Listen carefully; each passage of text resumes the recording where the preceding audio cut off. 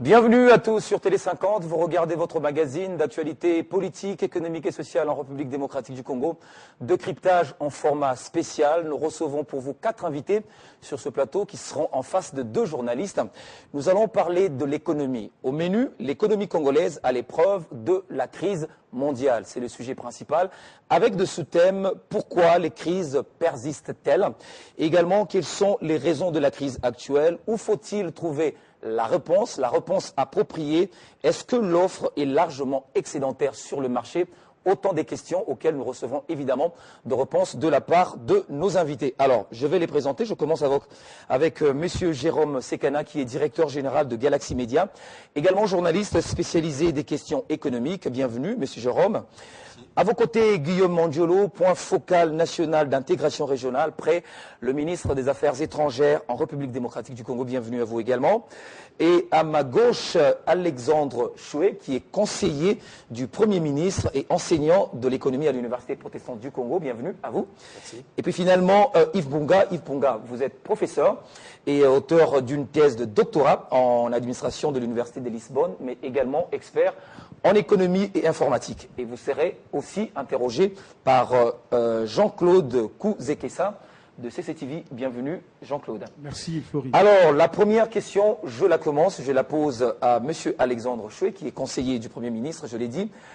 Première question, à votre avis, comment expliquer la crise actuelle? Quelles sont, à votre avis, les raisons fondamentales de la crise actuelle? La crise actuelle a des origines assez lointaines. Elle trouve ses sources dans les problèmes que l'économie mondiale a connus aux alentours des années 2007-2008 avec la crise financière. Et comme le secteur financier de l'économie est un maillon important qui joue sur le niveau de l'investissement et la capacité de consommation des ménages, cette crise a eu à affecter progressivement le secteur réel de l'économie. C'est vrai que la croissance a semblé reprendre dans l'ensemble de l'économie mondiale, mais dans plusieurs pays de l'Occident, la crise a fortement sévi, qu'on n'a pas pu relancer durablement la machine de production. Et par effet de contagion, les économies puissantes telles que l'économie chinoise, l'économie américaine ont tourné au ralenti. Et donc, comme elles représentent une part importante de la production mondiale, le ralentissement économique observé dans ces pays a eu des conséquences sur l'ensemble de l'économie mondiale. Et donc, comme ces pays développés sont consommateurs des matières premières qui proviennent des pays en développement, la demande de ces pays vis-à-vis de nos produits ont eu à faire quoi? À chuter. Oui. Et comme le marché est un marché à structure de monopsone, c'est l'acheteur qui fixe le prix, puisque la demande a baissé, les prix ont baissé, et ça a commencé à affecter nos économies parce que nous dépendons pour beaucoup des recettes provenant de la vente de nos matières premières à l'étranger. Voilà. Alors, Monsieur Yves Bunga, est-ce que vous partagez la même explication, la même analyse faite par Alexandre Choué? Merci, Floride. Eh bien oui, Alexandre a raison. Les causes. Si on se met à déchiffrer toutes les causes de la crise mondiale, oui. Là on apprendra pour des heures et des heures. Mais en fait, parce que la crise a commencé avec la crise que M. Alexandre a parlé de subprime, que les États-Unis a eu vraiment de l'impact sur le ménage, parce que vous savez, ça a commencé parce que les États-Unis, moi je l'ai dit, la Chine, oui, il a parlé de la Chine, parce que la Chine, c'est un pays émergent, veut dominer, contrôler le monde, parce qu'ils sont en train de préparer le contrôle du monde. Ça veut dire qu'ils sont en train de booster leur économie dans tout secteur. Oui. D'où le secteur minier, tout secteur que les pays en voie de développement ou les pays développés utilisent comme les matières premières ou les services, la Chine en consomme. Alors la crise de subprime, quand elle est venue à déstabiliser l'économie américaine, c'est la première économie. Tout est fixé à partir des États-Unis. La plupart des matières premières, la plupart des produits que le monde utilise, c'est les Américains qui en contrôlent. Alors, quand Wall Street, le marché boursier américain tombe, c'est le monde entier qui tombe. Ça a des répercussions. Ils ont des filiales. En Europe, ça tombe. Ils ont des filiales. En Afrique, nous, on est juste des pions, parce qu'on n'a rien, on ne produit rien, on ne fait rien. C'est-à-dire que si le pétrole augmente à $200 aujourd'hui en Europe, nous, on en paye le prix. Ça, c'est la crise mondiale. Alors, pour ne pas continuer, j'attendrai beaucoup de questions pour dire ce que j'ai à dire. Très bien. Avant de passer la parole évidemment à Jean-Claude, j'aimerais que cette même cette même question soit répondue par Jérôme. Bien sûr, j'appuie les deux causes qui oui. viennent d'être évoquées, la crise de subprime au niveau des États-Unis qui a affecté principalement les secteurs de l'immobilier, où on a senti beaucoup de gens qui ont perdu beaucoup d'argent.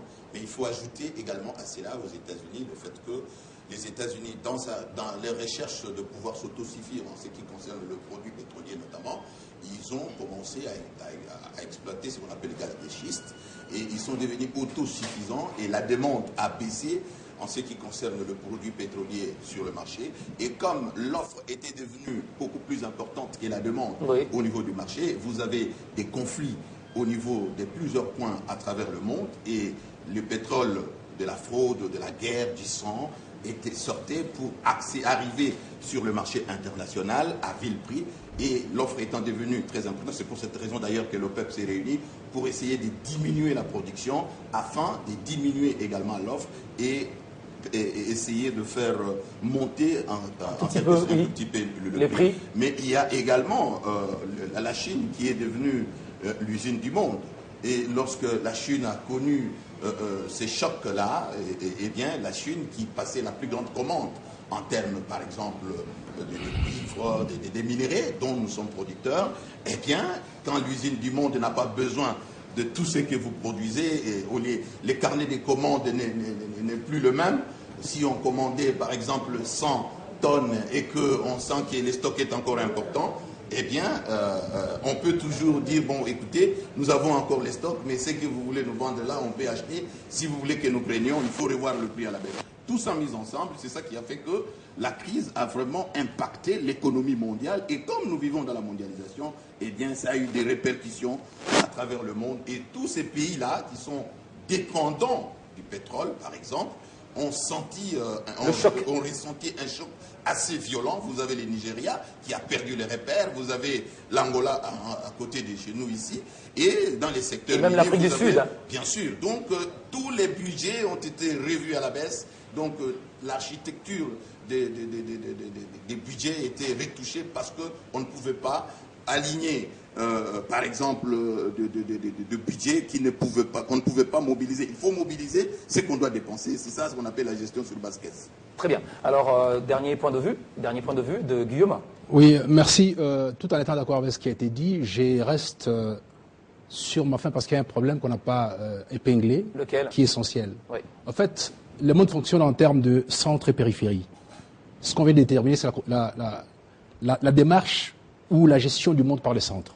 C'est-à-dire que l'aspect financier, l'organisation des finances dans le monde, comment on accède au crédit, comment on dispatche et tout ça, comment on donne du crédit, on fait du crédit, et puis comment on consomme les matières premières, par rapport à leur propre consommation d'abord, avant de diffuser à travers le monde. Nous sommes la périphérie. Notre fonction consiste à pouvoir offrir ces matières premières. Nous sommes encore dans les fonctionnements de la cueillette et de la chasse. C'est-à-dire que, oui, effectivement, c'est ça. La RDC, on est encore là-dedans. Le fait de pouvoir sortir les matières premières, donner à quelqu'un, c'est de la cueillette. Vous n'avez rien fait, entre-temps.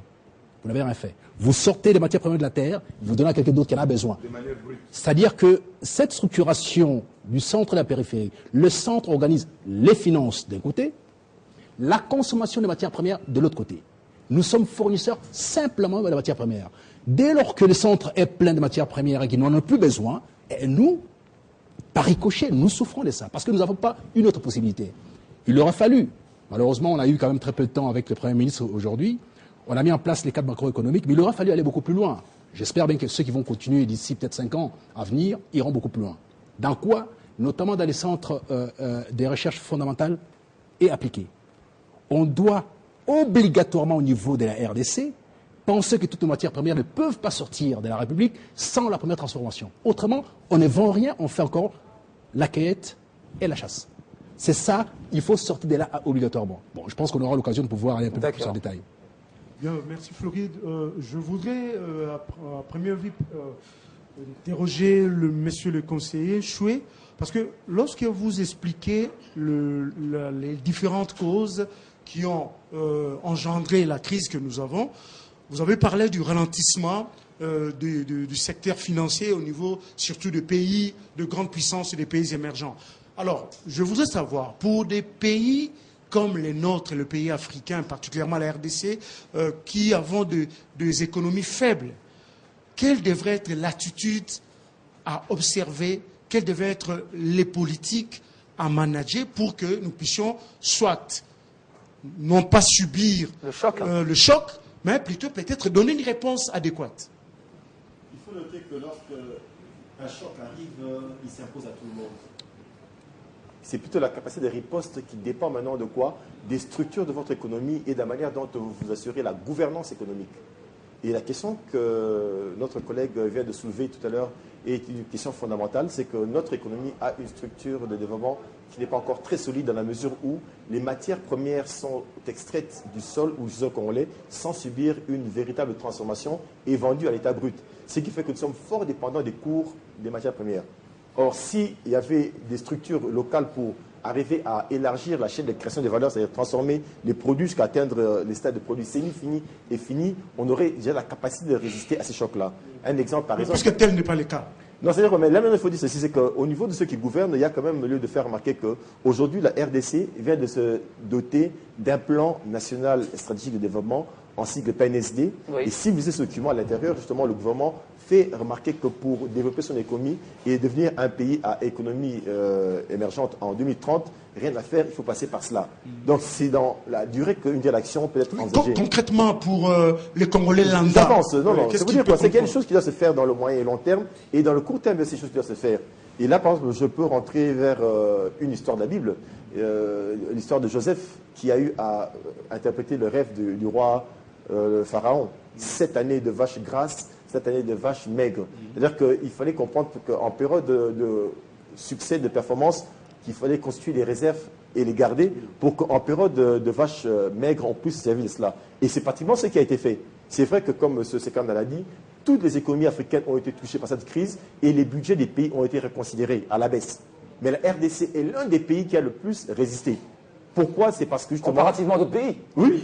Pourquoi? C'est parce que justement, depuis 2010, la RDC a eu à constituer des réserves importantes. Il y a eu des marges de trésorerie qui ont été constituées, ce qui fait que pendant que les recettes baissaient, le gouvernement recourait à ces réserves-là. Et ça nous a permis de garder une certaine régularité dans le paiement des salaires, dans le financement de certaines opérations de l'État. Et donc la RDC, si vous suivez les évolutions des indicateurs, est l'un des pays en Afrique qui a le plus résisté. Donc vous comprenez que la capacité de réaction que nous avons aujourd'hui dépend des marges qui ont été conçues autrefois. Et dans le PNSD, quelque part aussi, il est dit que des années qui viennent, lorsque la conjoncture va redevenir bonne, le gouvernement devrait faire des efforts pour constituer de nouvelles marges. Donc au niveau des finances publiques, il y a des efforts énormes à fournir. Oui, alors on va évoluer avec un autre invité, avec Ponga. Je voulais terminer avec c'est fondamental ce qu'il a dit. Mais quand vous parlez de 2010, je me rappelle, c'est l'année où on a parlé de notre accession à la liste de pays pauvres et très endettés. N'est-ce pas? On a parlé de pays. On a atteint le point d'achèvement. C'est à ce moment-là qu'on a annulé la dette. Oui. Alors, c'est à cela que vous voulez faire allusion? Non, effectivement, cette annulation de la dette a donné aux pays de l'espace, mais il y a eu des efforts qui ont été fournis par le gouvernement, surtout dans le domaine des finances publiques, parce que le ministre des Finances à l'époque avait signé un pacte de développement des recettes publiques. Nombreux sont ceux qui n'avaient pas cru, mais les efforts fournis montrent que oui, les recettes de l'État ont augmenté de manière sensible, avec maintenant une meilleure gouvernance des finances publiques, c'est-à-dire un resserrement de certaines dépenses qui avaient un caractère peut-être contre-productif ou des dépenses spéculatives. On a pu construire des marges budgétaires, ce qui fait qu'on a assuré la réalité des paiements des salaires. Une fois, peut-être moi-même, j'ai blagué, j'ai interrogé une amie qui vient de l'étranger pour lui demander, vous connaissez la place Golgotha? C'est quoi la place Golgotha? Et je dis oui, parce qu'à l'époque, les fonctionnaires, à cause des problèmes de régularité de paye, se retrouvaient à la place Golgotha pour parler de ça. Mais aujourd'hui, on ne parle pas parce que justement, le gouvernement est arrivé à assurer une certaine régularité. Et ce n'est pas un fait du hasard, c'est la discipline au niveau des finances publiques qui justifie cette capacité qu'a eu le gouvernement à assurer la régularité dans la paye des salaires. C'est comme si monsieur Yves... Oui, vous voulez compléter. Moi, je veux compléter juste en posant la question de savoir, est-ce que vous comprenez quand même que ce choc, il est généralisé et que même si la République démocratique du Congo avait diversifié pratiquement son économie, il serait autant touché, comme tous les autres pays? Oui, monsieur Floride, il y a une chose qu'on doit... Monsieur le conseiller à côté de moi, il y a une chose. Toute économie, aujourd'hui, parce qu'il y a... Nous, économistes, financiers et dirigeants, nous devons savoir une chose. D'ici 5 ans, d'ici 10 ans, 15 ans, on aura toujours des crises. Ça, M. Floride, on reviendra ici sur le plateau. Elles seront répétitives, les crises. Bien sûr. Oui. Qu'est-ce qu'il faut faire en ce moment? Tout pays émergent, pays développés, sont en train de penser comment faire face à la crise du futur. C'est là, j'ai lu le plan de l'émergence 2030 du président de la République. Oui. Mais écoutez, quand on prend l'émergence 2030, ça veut dire que les dirigeants sont en train de prévoir une prévision du futur, que tout peut arriver. Ça veut dire que quand on dit que tout peut arriver au futur, ça veut dire que c'est le moment de la préparation. Alors moi, je voudrais que monsieur le conseiller et l'invité aussi présent, pensions en une chose. Oui, il y a eu consommation. Monsieur Jean-Claude a dit que le pays en 2010 a été endetté, allègement de la dette, on peut tout dire. Mais moi, je suis dans le courant qui dit ceci, des solutions. Moi, je prends la solution. Quelles solutions devons avoir, nous, Congolais, pour arriver à faire face à la crise. Faire face à la crise future. Allez-y. Alors là, maintenant, il y a un problème. Allez-y. Ça veut dire que l'État doit travailler en amont, en aval, et au milieu, on a un juste milieu. Ça veut dire quoi, en amont, en aval? L'État congolais doit avoir une haute cour, ou je dirais une commission nationale pour le dénombrement de ce qu'on a au Congo. Qu'est-ce qu'on a eu? Qu'est-ce qu'on a? Parce qu'écoutez une chose, pour que l'État ne dépende plus des matières premières, de cuivre, tout ce qu'on veut, qui cause des crises mondiales, alors on doit faire ceci. L'État doit diversifier cette économie. Non, diversification de l'économie, je ne parle pas de diversification en général. Je vais donner quelques points essentiels. Allez-y rapidement. Vous voyez la population du Congo, 70 millions d'habitants, 110 millions pour les autres. Écoutez une chose. Commençons par dénombrer où l'État peut avoir l'argent localement. Pour que l'État, pour que les matières premières doivent venir contribuer au budget de l'État en 20-30% seulement. Alors là, moi, tout ce que je suis en train de dire, je préconise, j'ai des mécanismes, des plans directeurs. Monsieur le conseiller, j'ai entendu parler qu'il y a une commission qui est créée. Oui, mais un plan directeur. Les institutions passent, on passe, nous tous on passe. Un plan directeur pour la gestion et voir l'émergence 2030. Qu'est-ce que je préconise? Alors, en ce moment, monsieur Floride, monsieur Jean-Claude, je dirais une chose. L'État congolais doit commencer dans les services, les impôts, les taxes. La Belgique vit des taxes. Quand on me dit quand on me parle d'un budget a été... Non, mais on doit fiscaliser. Le peuple demande beaucoup aux dirigeants. Mais ils ont aussi des devoirs. Là, le peuple doit s'y mettre maintenant.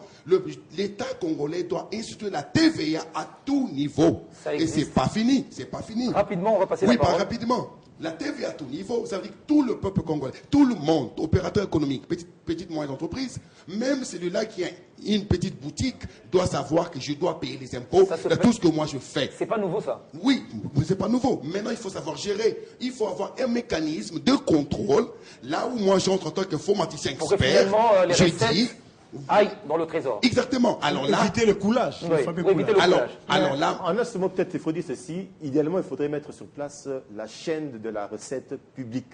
C'est ça la réforme essentielle à faire et autonomiser certaines opérations pour éviter que certaines personnes puissent gratter dans le système informatique des régies financières ou faire de sorte qu'il y ait un croisement des données financières pour qu'on sache vraiment assurer un bon contrôle. Jérôme, est-ce que c'est la solution à votre avis? Mais je voudrais également... C'est l'une des solutions. Mais je voudrais également que vous nous expliquiez aujourd'hui la chute spectaculaire de notre budget aujourd'hui s'explique singulièrement avec la baisse des prix des matières premières? Là, vous posez deux questions à la fois. Mais moi, je pense que cette émission a aussi un caractère pédagogique. Oui. Il faudrait, parce que je réponds à la question de votre collègue, vous savez, quand il y a un choc exogène ou endogène, il faut développer à l'intérieur du territoire national ce qu'on appelle la résilience. C'est quoi la résilience? La résilience, c'est la capacité que développe un pays souverain pour essayer de faire face à la crise et surtout de savoir rebondir après cette crise dans la bonne direction. Nous avons connu une croissance. Tout le monde a palpé d'une manière ou d'une autre. Nous avons même approché les 2 chiffres. Et tout le monde sait très bien que la manne du secteur minier nous a produit 1 million de tonnes de cuivre et tout ça, ça a renforcé ce qu'on appelle l'offre en devise. Et lorsque ça s'est interrompu avec la chute de cours de matières premières, salut l'inflation, salut les dégâts que nous enregistrons ici, et tout le monde sait ça. Donc maintenant, la solution, tout en acceptant ce que le compatriote vient de dire, on appelle ça la capacité contributive. Et je vais vous donner quelques chiffres. Cette capacité contributive, mon frère, elle est là. Nous comptons moins de 500 000 personnes physiques et morales confondues, répertoriées dans les registres du fisc. Ce qui est anormal pour une population de 70 millions d'habitants. En d'autres termes, vous avez l'informel qui prime et l'argent qui est brassé dans l'informel, l'État n'arrive pas à mettre la main là-dessus.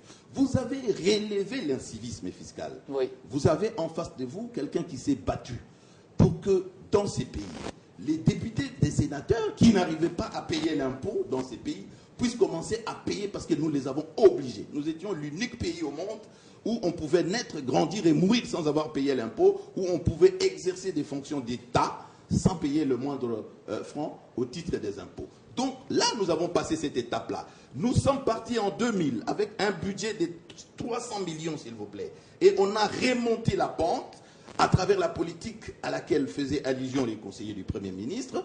On appelait ça le doublement des recettes avec un peu de rigueur. Eh bien, nous sommes arrivés en 2015 jusqu'à 9 milliards, point 3. Mais si nous avons connu cette chute, et pour répondre à votre question, c'est tout simplement que c'est ces chocs exogènes. Nous avons vécu dans ces pays ce qu'on appelle l'inflation importée. Ces chocs-là nous ont tellement affaiblis parce que nous étions trop dépendants. Nous avons cru dans ces pays, que avec les minéraux resteront éternellement, on n'a pas pu diversifier ce qu'on appelle les sources de financement de l'économie. Oui. Vous aviez la croissance qui était tirée en grande partie au-delà des 60% par les secteurs miniers. Et lorsqu'on a eu des problèmes, le choc a frappé violemment les secteurs miniers. Tous les espoirs se sont écroulés comme un château de cartes et j'ai déjà parlé de ça. Maintenant, ce qu'il faut faire, et le gouvernement a commencé à le faire, il faut investir, outre les secteurs des services auxquels faisait l'allusion mon compatriote, le professeur, il faut maintenant aller dans les secteurs porteurs de croissance par excellence, notamment l'agriculture. Pourquoi? Parce que quand vous regardez le secteur qui nous a donné un peu de souffle, le secteur minier, c'est un secteur hautement technique, mais qui a comme caractéristique faible main-d'œuvre. Hein, c'est-à-dire on ne sait pas embaucher parce que ce sont les machines qui font le... Mais dans les secteurs agricoles, non seulement avec des projets comme Bukangalonzo et vous dupliquez ça, non seulement ça ne demande pas beaucoup d'études pour que vous puissiez cultiver la terre, il y a moyen de pouvoir d'abord répondre à deux objectifs immédiats qui sont, un, vous avez l'autosuffisance alimentaire et puis vous pouvez disponibiliser des devises. Parce que le problème, c'est que nous continuons à produire juste pour la consommation, pour manger, encore que nous avons 80 millions d'hectares de terres arables et qu'il y a seulement 10% que nous continuons à exploiter. Donc, je disais que c'est l'une des solutions, en plus des services, et vous avez également les secteurs porteurs de croissance comme l'agriculture, mais il faut ajouter l'informatisation. La TVA existe, mon frère. Le grand problème que nous avons, et c'est depuis... on pensait que ce serait la solution, mais la TVA n'a rien rapporté comme solution. D'ailleurs, à payer cette TVA-là. Le problème, c'est qu'on n'a pas encadré cette réforme-là avec des équipements, par exemple des terminaux au niveau de tous les supermarchés. La TVA est consommée à la source et il y a l'impunité. Le plus grand fléau qui touche ces pays, bien sûr, oui, l'impunité, la fraude, la corruption à grande échelle, c'est fait. Je voudrais revenir à quelque chose d'important que vous avez évoqué. Lorsque vous parlez de secteur porteur de croissance par excellence, vous faites allusion à l'agriculture. Je suis d'accord avec vous. Même les secteurs des services. Dans la situation qui est la nôtre, l'agriculture, pour qu'elle soit vraiment porteuse de croissance, elle doit être une agriculture mécanisée.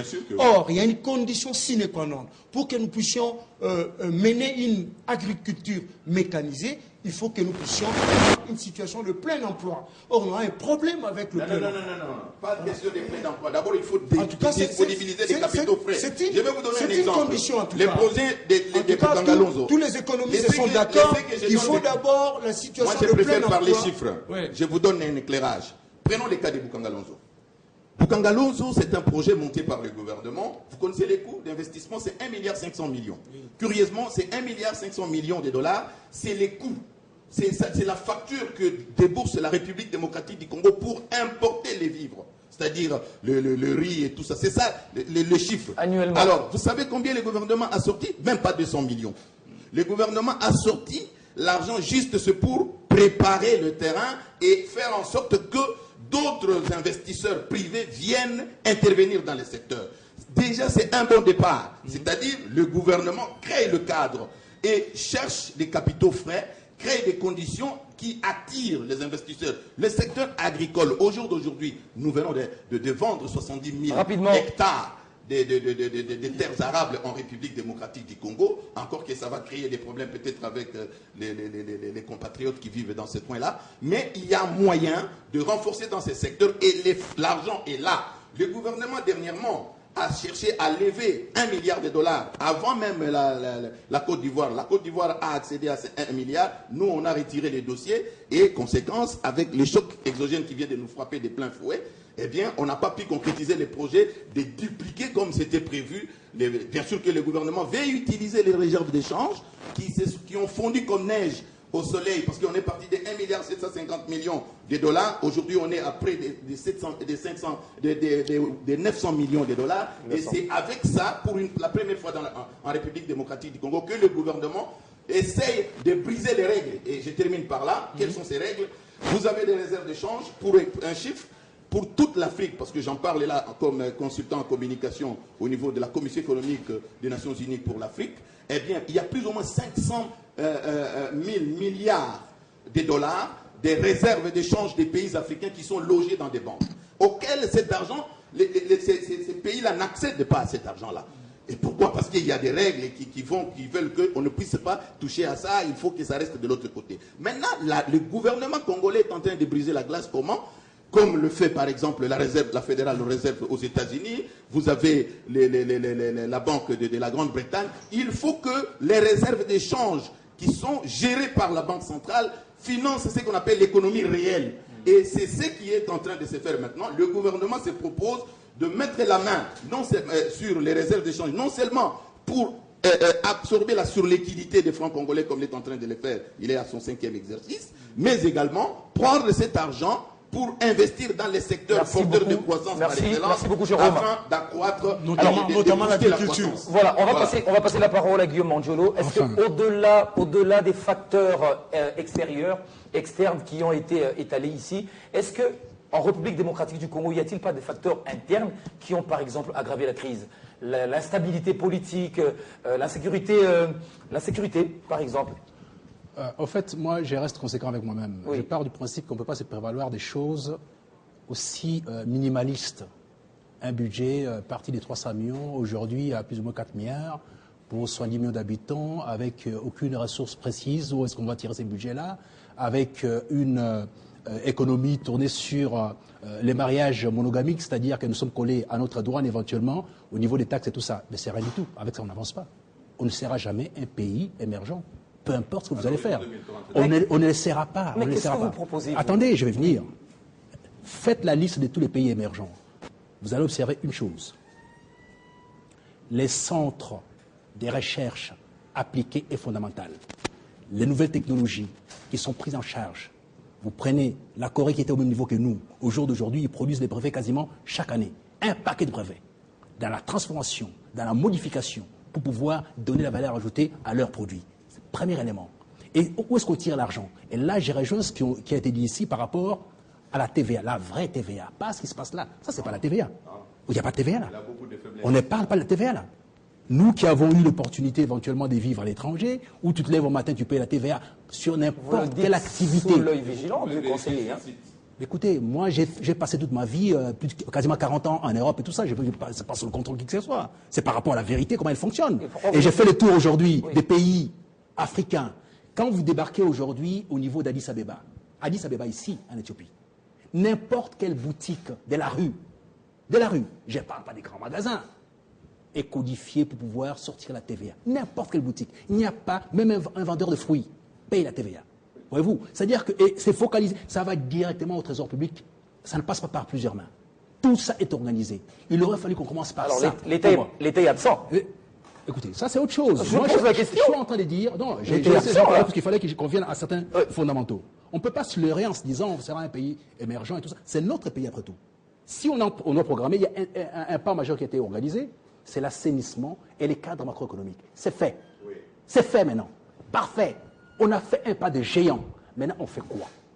Tant qu'on n'a pas organisé nos centres de recherche appliquées fondamentales au niveau des universités, puisqu'on n'a pas investi dans ce secteur-là, on n'a rien fait dans ce secteur-là. Et ça, il faut des milliards pour investir dans ce secteur-là. Et où on va les tirer? Il faut sur fonds propres, c'est-à-dire on organise d'abord la TVA. Ça fera mal. On perdra peut-être 2-3 milliards chaque année, au moins sur 3-4 ans, on arrivera à pouvoir organiser cette TVA-là. Ce qui dit est justifié. Et dès qu'on commence à pouvoir encaisser cette TVA-là, on peut voir maintenant mettre en perspective toutes les dimensions nécessaires à notre façon de grandir. On ne peut pas grandir. Premier élément, c'est que en ce qui concerne l'économie d'un pays, c'est d'abord la consommation interne. On ne consomme pas. On ne consomme pas. Les premiers vecteurs de l'argent dans un pays, quand vous allez, et en France, et aux États-Unis, et en Belgique, et tout ça, c'est d'abord la consommation interne. Et puis il y a l'excédent commercial par la suite. Mais on ne parle pas. Les États-Unis aujourd'hui, exactement. la croissance est à 3. C'est par rapport d'abord à la consommation interne. Or, la RDC, on consomme quoi? Tout ce qui est consommé en RDC globalement, autour de 60 millions d'habitants, c'est plus ou moins informel. Ce n'est pas comptabilisé.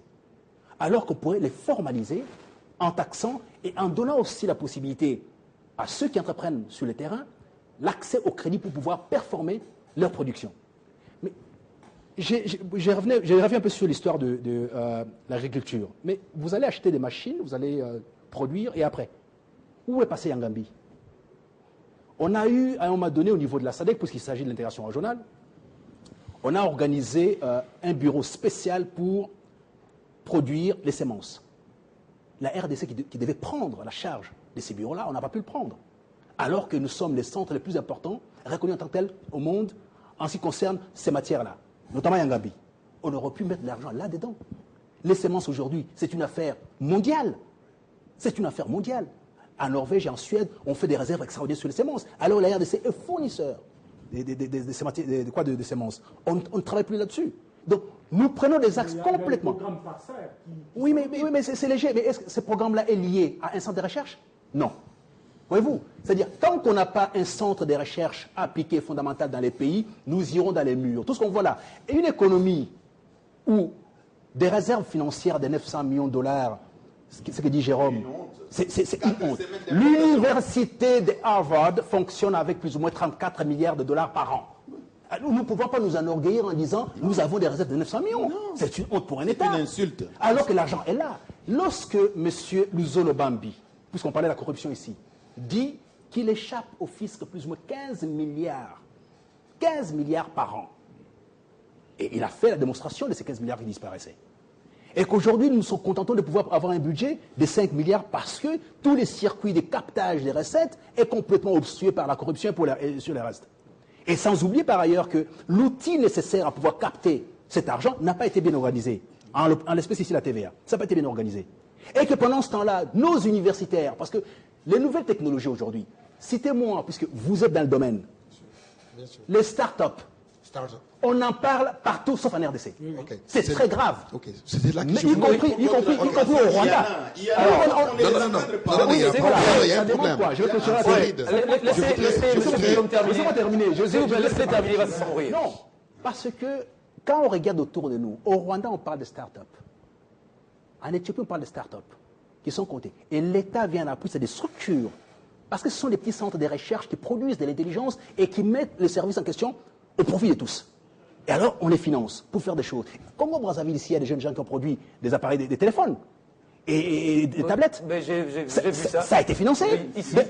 Mais ici, Ici, est-ce on va qu'il y a pouvoir une politique de soutien aux start-up dans le sens où l'État doit se retrouver à un moment donné ou pas?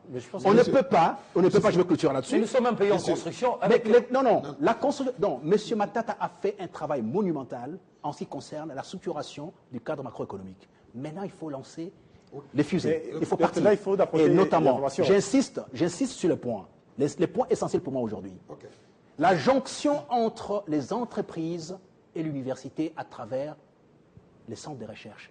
Tant qu'on n'aura pas des centres de recherche ici, nous serons les consommateurs de produits d'autrui et ça ne nous avancera à rien du tout. Voilà, vous l'avez dit.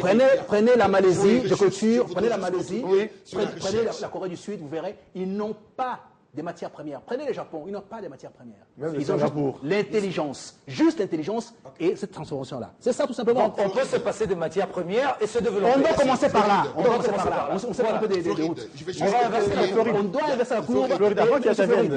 Juste un mot là-dessus. Nous sommes restés alignés sur ce que la Belgique a fait dans ce pays. C'est-à-dire, ils venaient ponctionner la matière première pour partir avec. Nous, Et nous nous avons avons continué sur nous cette avons voie. suivi la même chose en faisant comme les Belges. Oui, monsieur le conseiller. D'accord. Venez des choses. Ah oui, on Il y devait a passer la 4 parole, points. Il y a 4 points que je voudrais juste faire, vite fait, Rapidement, on va passer la rapidement, parce parole qu'on est là, un débat. Écoutez, il y a un problème. Monsieur le docteur a dit que le peuple ne paye pas ses taxes. Alors, nous écoutons des problèmes. Tout le monde parle de problèmes. On ne trouve pas de solution. C'est là le grand problème. Qu'est-ce que je préconise? Sur la recherche, les universités.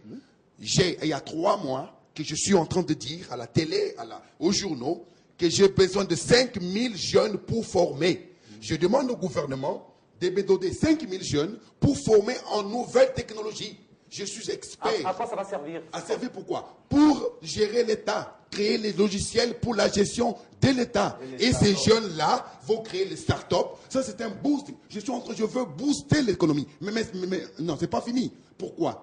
Le premier point, tout citoyen congolais doit avoir un numéro d'identification fiscale. Tout le monde qui naît... Ça existe. Non. Ah ben, vous Attendez, êtes en retard. attendez. Non, je vous dis ça. Tout le monde en avez. Ma mère n'a pas. Vous en avez vous. Ok. On va laisser la parole. Oui, on va parler, je peux laisser. Il y a un problème. Le deuxième point, c'est que tout Congolais doit avoir une carte d'identité avant de commencer. Vous ne voulez pas me dire que je veux le contribuable. Monsieur Jérôme a parlé de beaucoup de choses. Monsieur a contribué. Mais qui fait quoi? Qui fait quoi? La carte d'identité. Le premier point, en ce moment, pour que monsieur le conseiller du Premier ministre est à côté de moi, c'est très bien, je suis content. La carte d'identité va booster l'économie dans l'ordre de 3 milliards de dollars. Comment ça? 70 millions d'habitants, la carte d'identité à 30 dollars, 40 dollars, on a 2 millions, 2 millions 800 000 Ça, c'est dollars. encore un problème. Non, c'est pas un problème. Monsieur Floride, Oui. on ne peut pas dire, voilà, on ne sera jamais développé quand si vous C'est fondamental vous d'avoir une parlez des carte, mais problèmes. la méthodologie, c'est compliqué. Et ça, c'était gratuit. Alors, conseiller Alex, voulez-vous réagir par rapport à ce que Non, dit d'abord, Nicolas? j'ai besoin de... J'ai comme l'impression que nous sommes vraiment un État en perdition. Non, pas en perdition. En fait, il faudrait faire remarquer quelque Oui. chose de très important. Il ne faut pas croire que rien ne se fait, parce que vous voyez, il a soulevé cette question et eux ont réagi pour dire que ça existe. Il y a certes des problèmes de gouvernance, la corruption est en train de déranger, mais il y a des choses qui se font. Actuellement, par exemple, le gouvernement a mis en place un plan de développement. Et tout ce qui est dit ici apparaît dans ce plan-là. Et dans les jours qui viennent, le gouvernement va sanctionner parce que la commission mixte a déjà adopté. Il y avait, je crois, 27 membres du gouvernement. Ils ont adopté et il y aura un conseil des ministres pour sanctionner. Vous verrez que dans le document... Sanctionné? Par le conseil des ministres. Oui. Et vous allez voir que le PNSD sera présenté officiellement par le gouvernement et vous aurez l'occasion de lire le document. Tout ce que M. Seka a dit tout à l'heure, mais c'est repris là-bas. On parle de développer l'économie verte et l'économie bleue. Ouais. C'est dit dans le document. Vous parlez de la fiscalisation de l'économie. C'est prévu. Donc, en fait, il faut savoir ceci, c'est qu'en matière de développement... Combien on investit là-dedans? Je peux avancer. Oui, mais c'est une question pour pouvoir ajouter. J'avance, oui. Les chiffres, on a besoin de Allez, chiffres. j'avance. C'est que le développement, c'est un jeu séquentiel. Il y a des étapes par lesquelles il faut passer pour arriver à développer un pays. Quel est ce pays qui se développe en un seul jour? Donc, les efforts qui ont été fournis ont consisté à assainir un cadre. Reconnaissez quand même qu'il y a des efforts énormes qui ont été consentis c'est ce qu'on et a dit. que le développement ne se fait pas par ne c'est pas. C'est pas une génération construit en un spontanée. jour. Oui, donc je Allez-y. disais qu'il y a des choses qui ont été faites pour qu'on puisse améliorer le cadre économique et on puisse assainir le climat des affaires et avoir cette croissance. Parce que même quand on parle du mining, il a fallu que certains investisseurs viennent dans le pays pour financer certaines activités et que l'on ait cette croissance dans le secteur minier, ce boom. Mais il faut continuer et le gouvernement est conscient de cela. Rappelez-vous, c'est depuis 2011 que le président de la République a demandé que l'on puisse élaborer un plan de développement. 2011. Et le Premier ministre a lancé la machine en 2012. Il y a eu des soucis avec certains membres du gouvernement qui ont travaillé à l'époque sur la question. Ça n'a pas abouti et on a repris l'exercice. Et aujourd'hui, la RDC dispose son plan national stratégique de développement. Tout ce qui est dit ici est repris là-bas. Mais la difficulté, la vraie difficulté actuelle, c'est que le contexte actuel est difficile pour nous et donc on aura du mal à lever suffisamment de fonds pour lancer la machine. Quand on dit par exemple... Justement, je voulais rebondir, monsieur le conseiller, c'est bien beau d'écouter tout ça. Moi, j'ai l'impression que ce que vous dites là, c'est bien beau pour vous, Intello et tout ça. Qu'est-ce que le peuple congolais, les Congolais moyens, a comme part dans ce que vous dites là? C'est ça l'éternelle question sur le cadre macroéconomique. Non, je ne parle pas de la macroéconomie. Non, entre autres. Parce que vous en avez fait allusion. Mais laissez-moi vous dire ceci alors. Oui, donc on ne le sent pas. Pourquoi il y a cette cassure-là? Il n'y a pas de cassure, il faut On voit la troïka, on voit tout ce que vous dites là, mais on ne le sent pas dans la population, dans les sociales. Attendez, alors, peut-être que vous fermez les yeux pour ne pas voir. Alors, laissez-moi avancer, je vais vous dire une chose. Non, moi, je vis dans la population. Laissez-moi avancer. Vous êtes au gouvernement. Laissez-moi avancer, je suis enseignant. Je donne un cours de vous êtes conseiller du Premier ministre. Vous êtes au gouvernement. Je donne un cours de macroéconomie. Mes étudiants me disent, mais vous parlez de la croissance économique, nous ne voulons pas cette croissance économique. Je leur ai répondu en ces termes. Rentrons au début des années 2000. Regardez l'évolution du secteur des télécoms. Il y avait combien d'opérateurs dans le secteur et il y en a combien aujourd'hui? Et quelle est leur participation au PIB? Combien de Congolais travaillent là-bas? Et quel est le niveau moyen de salaire qu'on paye par ces entreprises de télécoms? C'est un indicateur important de la croissance. C'est un indicateur de la croissance. Je laisse le secteur des télécoms. Prenez le secteur financier, le secteur des banques. Il y avait combien de banques en 2000? Il y en a combien aujourd'hui? Le portefeuille est à quel niveau? Mais le total alimentaire. Ça emploie combien de Congolais sur Non, regardez. Il faut élever le débat. C'est-à-dire qu'on était à zéro. On était à zéro, on a 10 000. Vous ne pouvez pas reconnaître ça. Je n'ai pas dit qu'on est à 1 million, mais on est au moins à 10 000. Mais il y a cette dynamique, l'idée de la dynamique. Laissez ce secteur-là financier. Prenez d'autres secteurs de l'économie à part... Mais on peut avancer sans progresser, vous le savez. Non, mais on peut avancer sans progresser. Dans les télécoms, on ne paye pas bien. Moi, je sais pas, moi, je suis congolais. Et j'ai des frères qui ont travaillé dans les télécoms. Je connais quand même ceux qui gagnent comme revenu. Les banques, j'ai mes étudiants qui travaillent là-bas. Donc, ça veut dire que la croissance est là et il y a des gens qui ont senti les effets de la croissance. Mais je ne dis pas qu'il faut s'arrêter là, il faut faire des efforts. Alors, vous dites que non, il faut faire ça. Je suis d'accord avec vous, mais je dis que ne croyez pas que le gouvernement n'est pas conscient de cela parce que prendre déjà l'option, le président l'a dit en 2011, qu'on fasse un plan de développement. Mais il était conscient parce qu'il sait qu'on ne peut pas devenir émergent. D'accord. Oui, vous avez la parole. Mais j'aimerais revenir sur un élément important, s'il vous plaît. J'aimerais revenir un élément important. Vous avez parlé des 15 milliards, comme l'a indiqué le conseiller du chef de l'État, 15 milliards de dollars qui échappent au contrôle du gouvernement annuellement. Annuellement, oui. Mais c'est pas le peuple qui met cet argent. Mais c'est ça la raison d'être quand même d'achat de la recette. C'est ça la raison d'achat de la recette. C'est cette réforme-là qui va nous aider à régler ces questions. Criminalité n'est pas causée par le petit peuple. Non, c'est un col blanc. Jérôme, répondez à cette question. Non, écoutez, vous me posez la question après avoir posé 2-3 autres. Et quand, il faut me laisser d'abord répondre au premier. Allez-y. Voilà. Rapidement. Nous avons 3 problèmes fondamentaux dans notre pays. Le leadership. Nous avons un problème de gouvernance. Gouvernance? Oui. Et nous avons un problème de la mise en œuvre des plans de développement.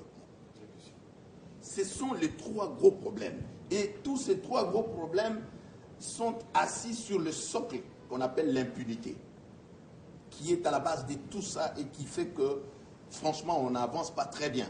Je reconnais les efforts fournis par le gouvernement. Mais s'il n'y avait pas de bonne gouvernance ici, comment on aurait dû coter, par exemple, la RDC comme étant les 10 pays réformateurs, par exemple? Attention.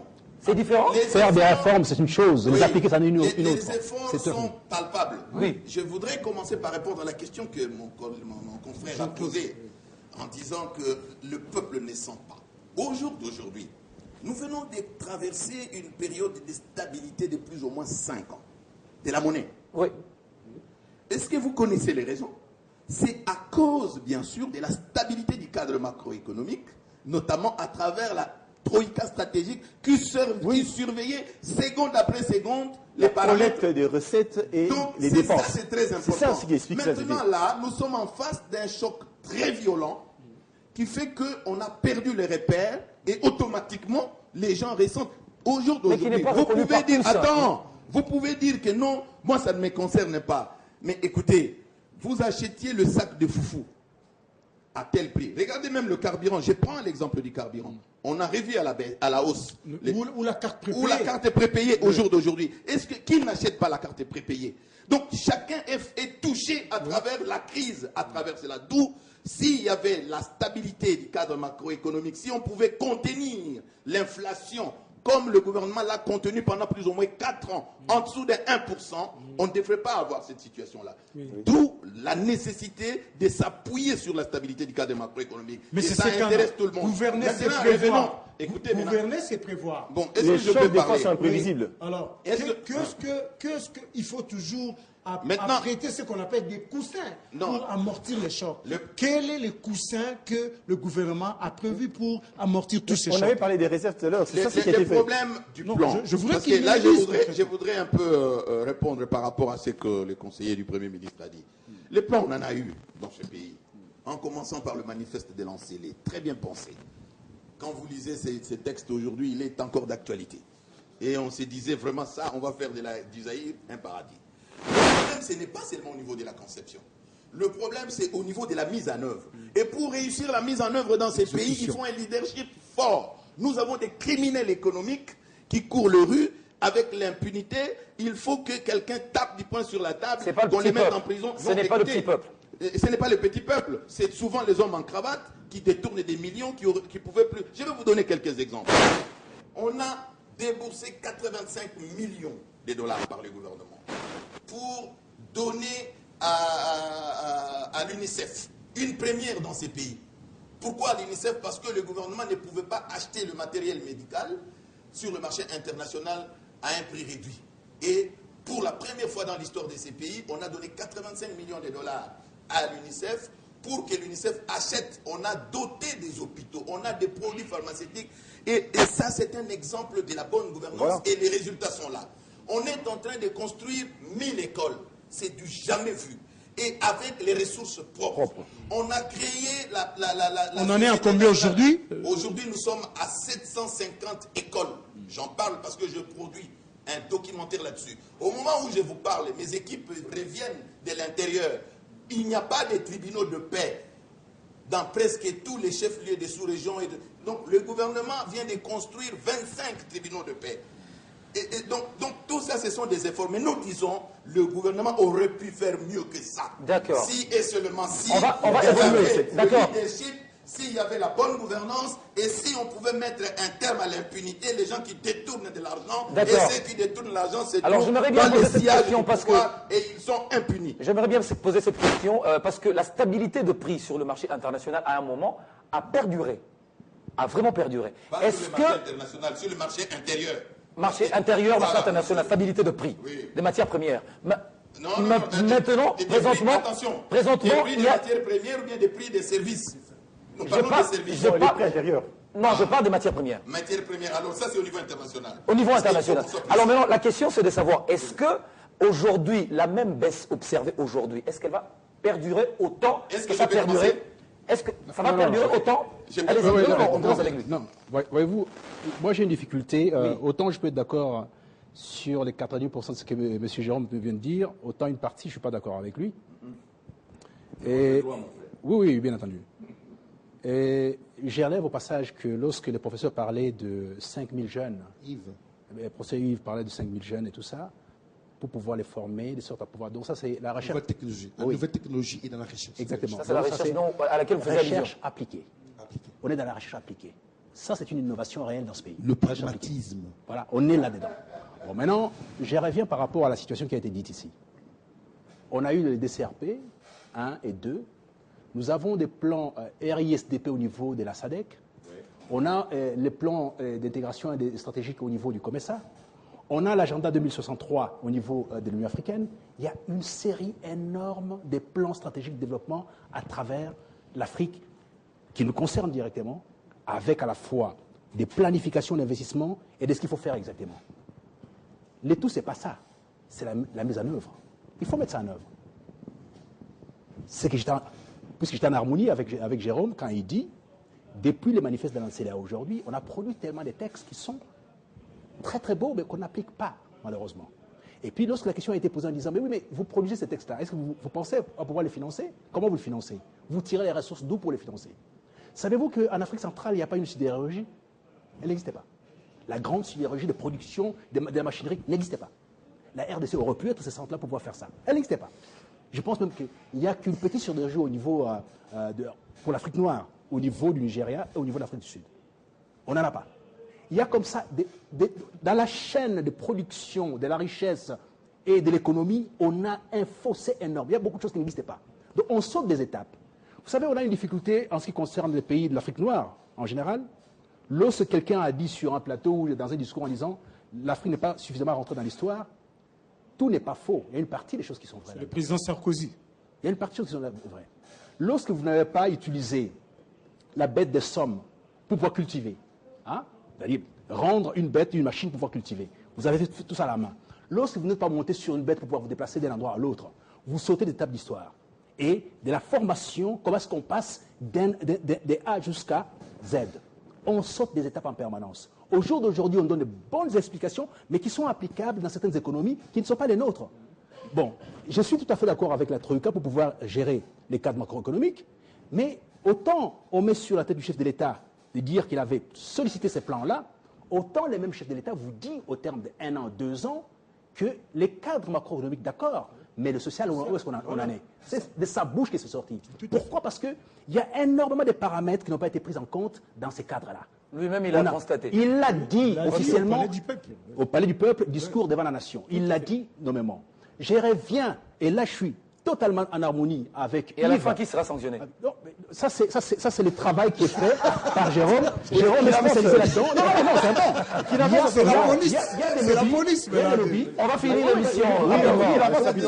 Il y a des lobbies très intéressants, dans les bons sens, comme Jérôme. Ils ont pu obtenir quand même que certains députés payent leurs impôts, qu'ils ne payaient pas et tout ça. Donc, dans le même sens aujourd'hui, il doit quand même pousser à ce que certains criminels en col blanc, on pousse les poursuivre, et de sorte à ce qu'on puisse avoir cet argent-là pour investir dans les secteurs qui est proposé ici. C'était votre dernier mot. La recherche appliquée. C'était votre dernier mot. La richesse et l'intelligence. Réagissez, et puis ce sera fini, et puis on va Non, en passer fait, et vous aussi, vous allez pas. Mais je pense qu'il faut bien se comprendre. Oui. Tout à l'heure, là, quand j'ai eu à intervenir, c'est comme si on faisait croire qu'on ne pense pas qu'il faut faire certaines choses pour élargir la chaîne de création de valeur et diversifier l'économie. J'ai dit que ça s'est dit, et il y a des documents qui sont produits. Et pour ce qui est de la suite, eh bien, on va voir comment est-ce qu'on va gouverner.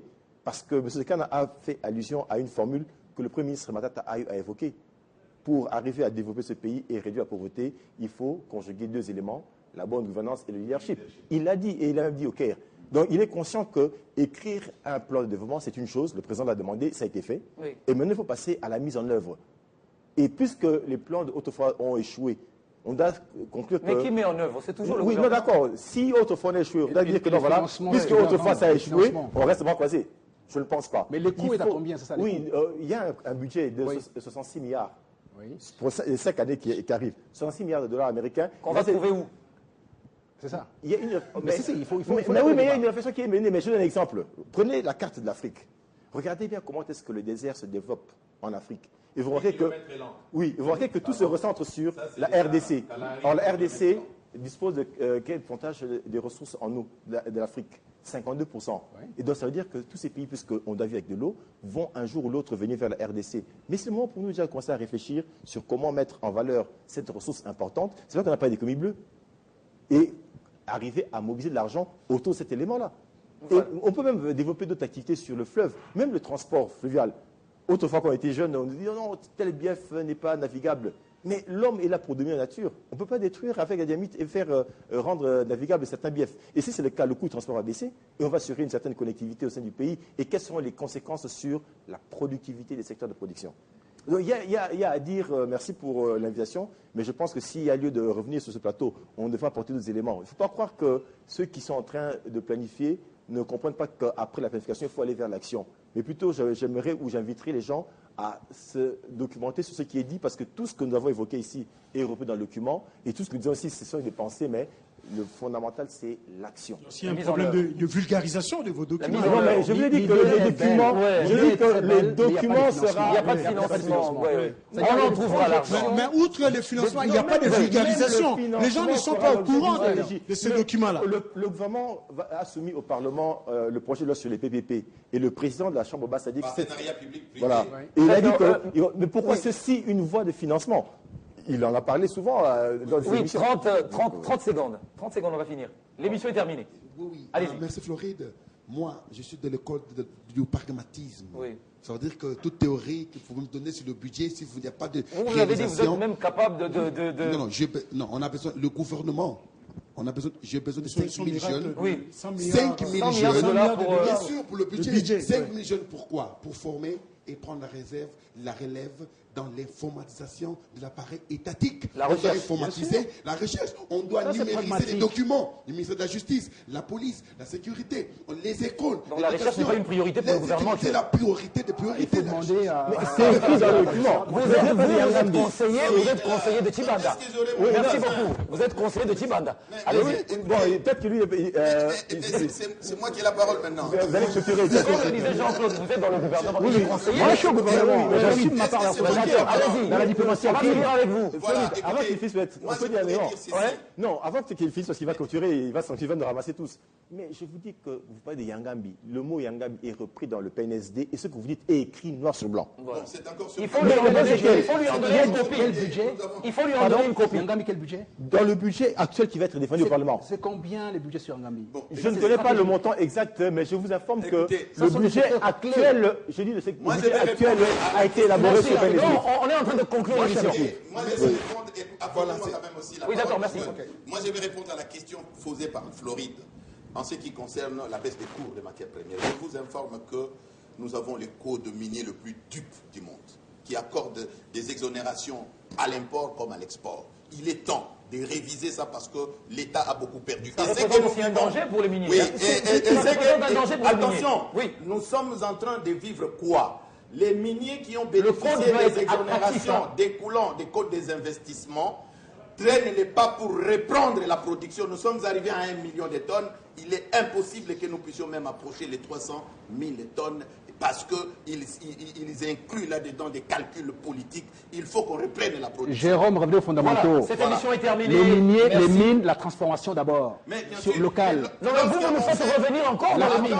Ah oui, transformation, pas les mines. Mais C'est pas les mines, ça n'est pas intéressant. C'est plus important, c'est pas le mine. on n'a pas dit que c'est plus important. On a dit qu'il faut. Le mine, Là, par rapport à la transformation, ça n'a aucun intérêt. Merci beaucoup, cette émission est terminée. Oui. Notez ceci, quand on parle de diversification, ça ne veut pas dire tuer les mines ou laisser les mines. Non, prenons les mines et ajoutons aux mines autre chose. C'est ça. Mais voilà. D'accord, merci beaucoup. C'est un jeu séquentiel. Merci, on va terminer l'émission, s'il vous plaît. Merci beaucoup. S'il vous plaît. Voilà, cette émission est terminée. S'il vous plaît, je veux conclure l'émission, merci. Cette émission est terminée, merci de l'avoir suivi. Nous étions en train de parler de l'économie congolaise à l'épreuve de la crise mondiale. Nos invités, Jérôme Sekana, DG de Galaxy Media, Alexandre Chouet, conseiller du Premier ministre, Guillaume Angiolo, point focal national d'intégration régionale, et Yves Punga, expert en économie informatique, et notre co-modérateur de cette émission, évidemment, Jean-Claude Kouzé-Kessa. Kouzi-Kessa, merci d'être avec nous. Merci à vous également d'avoir suivi cette émission. Portez-vous bien, à très bientôt, avec le même plaisir. Voilà.